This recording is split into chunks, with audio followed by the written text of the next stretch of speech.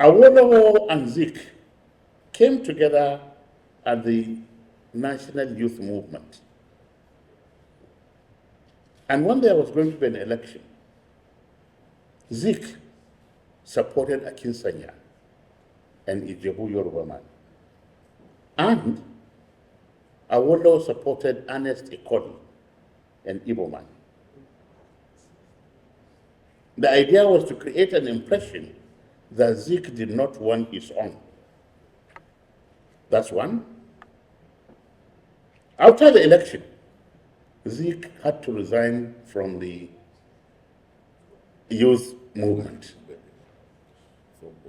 He resigned because he felt that the mainstream Yoruba were discriminating against the Ijebu Yoruba and the Igbos. That's one. Two, I told you about the election where 20 people were stolen away from him. Now, if one person, if they say, shame on you, what if you cheat me once? Now, what about twice? What about thrice? Then you are the fool. So that's why even when in 1979-83 elections, they formed what they call PPA, they could not agree between Awolowo and Zik who should be presidential candidate. And the two of them came out because of the distrust that had already been built up. So Zik naturally was with MPC, Northern People's Congress, and with MP and which one? That's the party I won election. I went to the House of Representatives. What is MP and Nigerian? National Party, okay. No, I will not forget PDP since I'm still a member.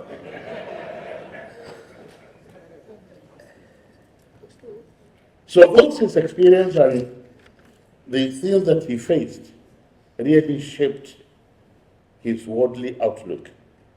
And that is why he wasn't talking only of Nigeria, he was talking of Africa as a whole. When people talk about diversity, the High Commissioner of India is here. India today, the population is over 1 billion people. And talking of diversity, you know, you in Nigeria today, when you talk about India, you think it's one language. It is not. In fact, they even have black Indians. When you go to near the Ceylon, the southern part, the black ones. So diversity, India has been able to work on diversity. China, people see Chinese as the same. Like they see us, when they see black people, they think we all look alike. I was in China when I saw ladies that were taller than me.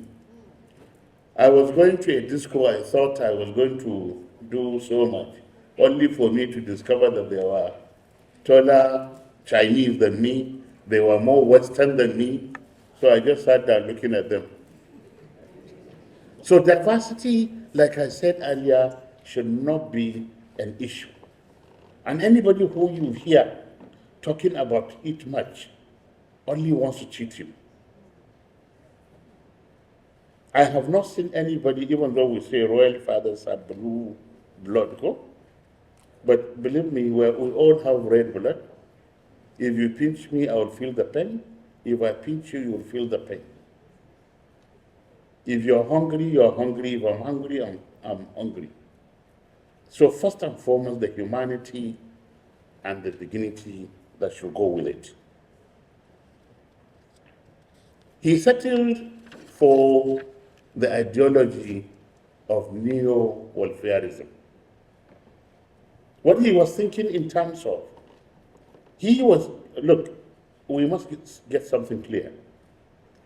Zik was not for bloody revolution. I wonder anybody who has gone to school in America, whether he would be for bloody revolution. Zik preferred dialogue. That dialogue can solve any problem.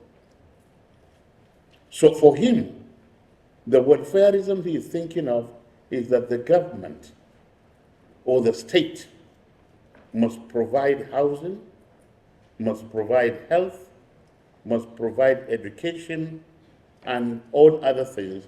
The little contributions that people will make will be required time to time, but that the state must be able to do that. And any country that you see peaceful is because the state is doing such things. Why would you want to fight, or why would you want to go on strike when your issues have been solved? But you will go on strike when there is impunity. You will go on strike when your entitlements are not paid. You will go on strike when you see somebody who yesterday had no shoes. 24 hours he has become a millionaire. And that happens only in Nigeria, where somebody you know get one kobo, but because you know somebody, tomorrow he is the millionaire of all. If they don't even talk of millions now, they talk of billions. Even our budget is now in trillions. But I remember when budgets were in millions. So his own thinking is that, please let the state take responsibilities. And the economy must be an economy of abundance, of which Nigeria all has the chances to do that. If not that we depend on the oil, and even the oil, what we are required to be given or to produce, we are not producing. We should be producing 2 point some. My state over 76,000 square kilometers. You will take the southeast, the 5 states of southeast, and put into 3 places, and there will still be land for you in Niger State. So by the arable land of Niger State alone, not only can it feed Nigeria, but that it can feed West Africa, and you still export. But why are we not doing that? Because we are still on subsistence farming. And every day, every year, people will say Ministry of Agric is buying this fertilizer, is doing that, is spending this money. Nobody has been able to quantify the amount of money spent and what it has produced.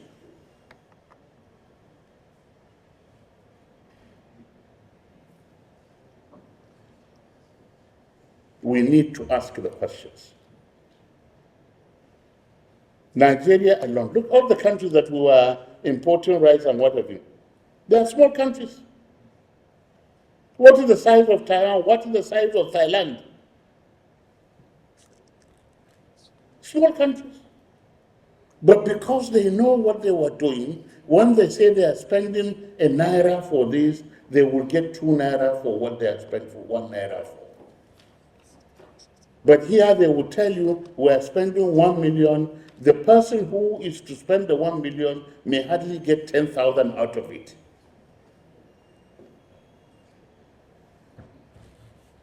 And yet, we don't ask the right questions.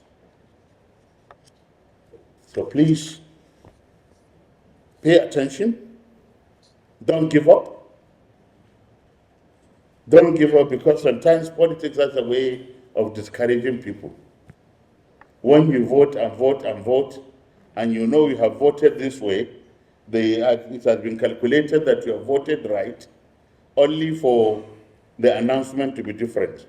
Still, you should not be discouraged. Continue to do the right thing. Many people have asked, I remember in a discussion, somebody asked me and said, did Zik support, no, first, was Zik aware that the Inzewu Kaduna, the Efe joiners, was he aware that they were going to have a coup? I say, well, if you had asked when he was alive, we would have driven to ask him directly. And I'm not going to ask his wife because that issue may not have come up.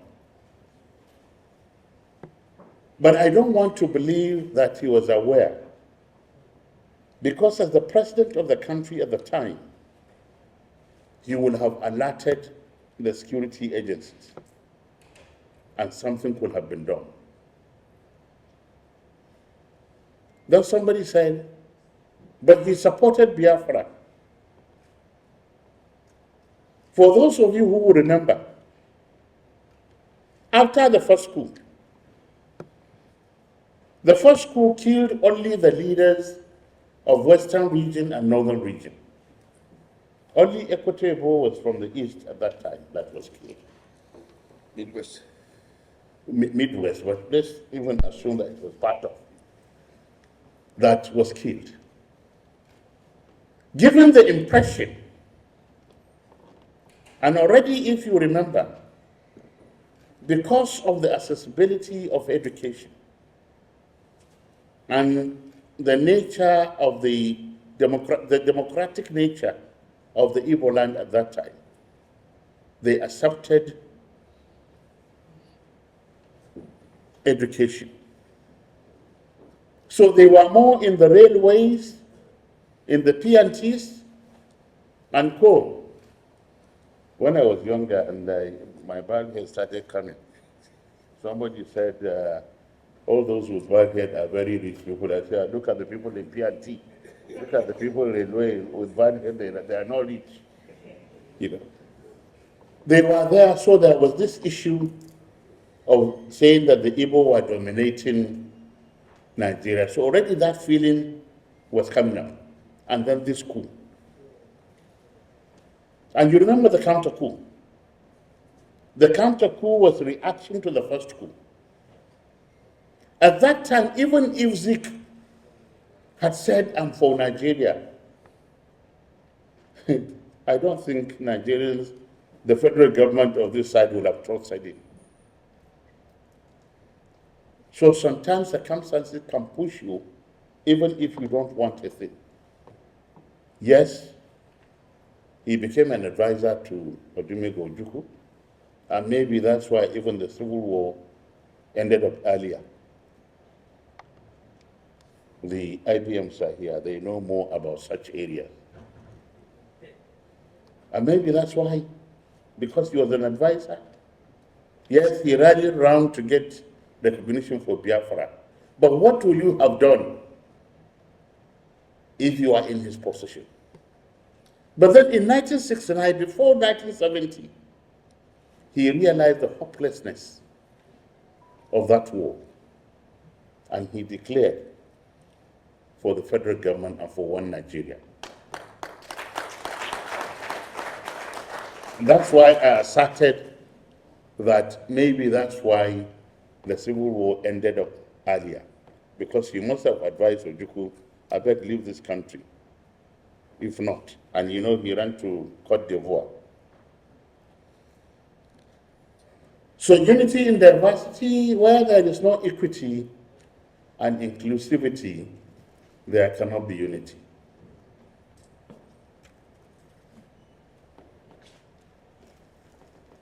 A keynote speaker is never given time. You say keynote speaker. I spent 3 nights writing. Anyway, I think I printed enough copies for people. Have they distributed? Yes. Good. So in summary, we need to have equity in whatever we do. As a leader, if you are nepotic, you will see the result of your nepotism, because you not get the best result. The people you appoint, because they are close to you, or because they are the ones you know, will do what they want to do, because they will take you for granted. If you hear noise, it is only when people feel marginalized. If the right people are not appointed, and the right people are not in places where the work can be done, then you have problems. But where equitably you discover already our constitution has taken care in terms of ministerial appointment. It said you must have one, at least one per state. But ministers, with all due respect, a former permanent secretary, I know sometimes ministers will play with them like this because it's what we write, what we tell them, that mostly. Yes, no, it's a system. It's a system, you know. You come fresh. These are people who have been there, who know the rules, who do this and that. The main job or where to pay attention is actually in the civil service and in the MDAs, department and agencies. That is where the main work is done. And when you hear corruption, again, that is where it is done.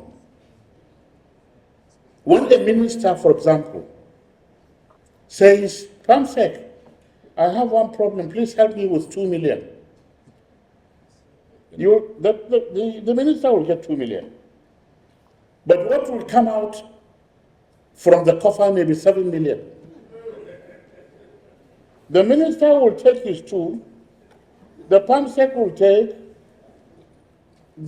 key directors, depending on where the money is coming from, will take, the account clerk will take, there is even what they call, is a final account. They are the ones when you finish everything, they will take, you have to close their mouth. So that is why we must pay attention to quality of people that we put in our civil service and in our MDAs. The civil service today, as I understand it, they have nothing much to do. They have been neglected. Many of them don't even go to work because there is no work to do. The politicians have now gone to consultants and to contractors. When I was told that a director was the one holding a file by himself, I said, "Well, that's why should a director? What in concern a director? Bring a file and he endorses and it goes." Go to many ministries, you won't see people around. And something new has happened. I hope the government will investigate to find out. That is, Mr. Chairman, appointment for sale. Appointment for sale. Yes. Level 8, 3 million. Level 10, 5 million. Level 12, and then in the MDAs, in the department that are richer, you are talking of 20 something million. And I'm speaking to you with authority. If anybody says it's a lie, tell him that I said so. Why? Because I had two criminals in my house. Two people who were squatting in my house. I didn't know what they were doing until the report started coming. Somebody came from Kano to my house. I started crying. And when asked, what happened? He said he mentioned the names. He gave them 16 million for either about 7 jobs. Then, I called one of the boys in my house to go and sort them out. I think they paid something back. I thought it had stopped there. A lady from Niger State came to my house and said she was reporting so person. I said, for what? She said she gave them 26 million for about 9 jobs. I said, wait, that I got annoyed. I said, did they mention my name? They said, no. Then why did you come to my house? They said, they stayed here. I said, why didn't you go to Mina? because that's where they should have stayed. He said, no, they were told that the job that they were going to buy for her was in Abuja. So I said, they didn't mention my name. I have nothing to do with it. And please go and call the police so that they get them. But remember, that you wanted to buy the job, you are as criminal as they who are collecting this for you. And I think that's why she didn't call the police. But I didn't know that they were still on it until they quarreled. I think there was a 10 million naira between them and somebody in the Civil Service Commission that they fought, and then one of them came reporting the other. So I said, okay, now with all my sense of generosity, leave my house, go and sort yourselves out. When you finish, then I can hear from you. I gave them 4 weeks to sort out. Now we are in the 6th week. They have not sorted out. But I got a letter from the police in Niger. Somebody had gone to police to report them. And the police wrote to me that since they were in my house, I said, no, they are on their own. I did not give birth to them. Now, I went into this detail so that somebody can tell you is a lie. I would have also not, as a former civil servant, I would have said it was impossible. But it's happening. Now, if it is happening in the civil service, it could also happen in the political one. That people will buy positions. But the issue, my concern is, the civil servant is supposed to be a neutral, non-partisan, and his loyalty is to the country and to the government of the day, no matter who is the government of the day. If I purchase my job, I pay money to get a seat. A mother of all corruption. Because I must get my money back first. It's an investment. For a level 8 officer, it will take you 1.5 years to get 3 million in terms of salary. Not up to. Not up to. Not up. So, if you can't get that, it means anything you see is your own. And loyalty, how can I be loyal to what I bought? So we must investigate this matter so that we bring equity and inclusivity into the system. Not to mention that we're not talking about our curriculum. What do we need now in Nigeria? What type of job should there be for our progress? Must we continue with the curriculum of producing only civil servants for government? No. The countries are going scientific. We must go sciences, we must go internet, we must do what is right for the 21st century.